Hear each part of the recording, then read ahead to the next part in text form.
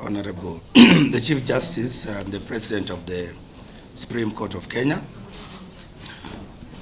Honorable Justice Martha Koome, the Honorable Attorney General of the Republic of Kenya, Honorable Dorcas Odour, chairpersons of commissions present here, members of the IEBC, my new colleagues, the Chief Registrar of the Judiciary, Honorable Wilfrida Mokaya, distinguished guests, ladies and gentlemen, good afternoon. Allow me to take this opportunity to make a few remarks. It is with profound humility and a deep sense of duty that I address you today as the newly appointed chairperson of the IEBC.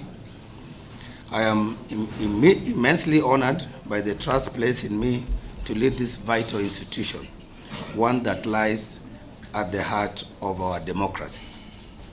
I extend my warmest congratulations to my fellow commissioners who have just taken their oath of office. I know it has been a demanding journey, but that journey, however difficult it may have been, was merely to prepare us for the greater responsibilities that lie ahead. Today marks the beginning of our service to the people of Kenya. We must approach this sacred duty, therefore, with the urgency and integrity and absolute commitment guided by our Constitution and the laws of the Republic, but more importantly, guided by the expectations of every Kenyan. Free and fair and credible elections are the cornerstone of our democratic society. The IEBC is entrusted with the solemn responsibility to ensure that every citizen's voice is not only heard, but honored. As Winston Churchill once said, the price of greatness is in responsibility. That responsibility now rests with us and with all Kenyans. I thank His Excellency the President, the Parliament, together with the Justice and Legal Affairs Committee, the selection panel, for taking us through that rigorous, open and transparent process that led to our eventual appointment. Lady Justice, I also would like to thank the Judiciary, the Chief Justice, for the commendable job they did in expediting the process of determining the matters that held the process and for affirming the legality of our appointment. I wish to state to the country that my first and foremost loyalty is to the people of Kenya, who hold the sovereign power under Article 1 of our Constitution. And that power allows them, therefore, to exercise their sovereign responsibility, including their right to vote. And therefore, I wish to assure Kenyans that their voices will not only be heard, but they will also count during this, the coming elections. As we look ahead, I urge you to stand firm in your commitment to democratic values. Together, we must build a stronger, more resilient nation, one election at a time.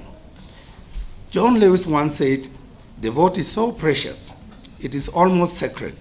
It is the most powerful nonviolent tool which we have in a democracy." I therefore echo the truth in the words of John Lewis, and I urge all Kenyans to ensure that we use this opportunity that our electoral processes allows us to ensure that we build a peaceful, stable, and secure democracy. Credibility, ladies and gentlemen, of our elections depends on our collective commitment to the rule of law, to fairness, to the principle that every Kenyan matters. And in Article 88 of the Constitution, our mandate as IEBC is clearly outlined. And we, together with my colleagues and our secretariat, are committed to take that responsibility seriously, that we shall ensure that we discharge our mandate with the seriousness that it deserves.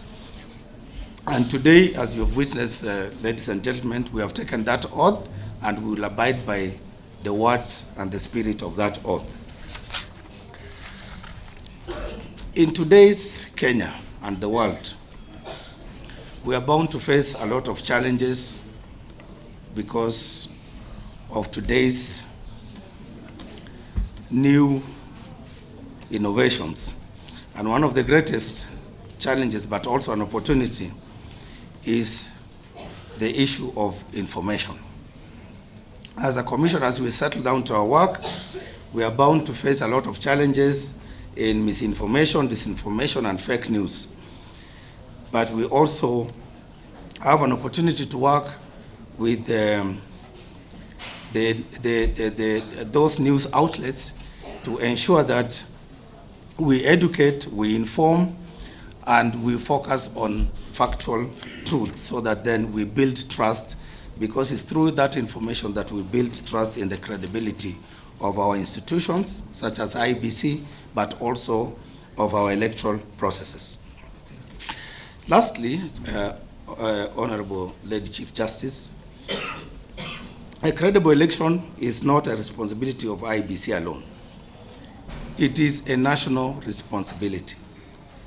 I therefore, as we work, as we settle down as the new IEBC, I therefore call upon all other institutions, all other stakeholders to support us and to work together in us cooperatively and collaboratively to ensure that as we plan for the by-elections and the next coming general elections, that we work together collectively because we have shared responsibility to ensure that we deliver on our mandate, which is to ensure peaceful, credible, transparent, and accountable electoral processes.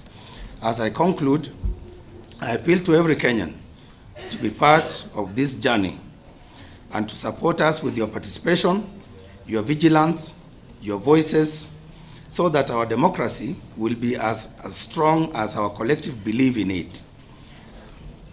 I also, as I conclude, wish to remind us that IEBC has been here long enough, and we have our predecessors who have been the architects of some of the systems that we will inherit, that we will work to perfect and improve, and therefore wish to pay tribute to them, to honor them for their outstanding contribution to consolidating and deepening our democratic processes through their work in IEBC.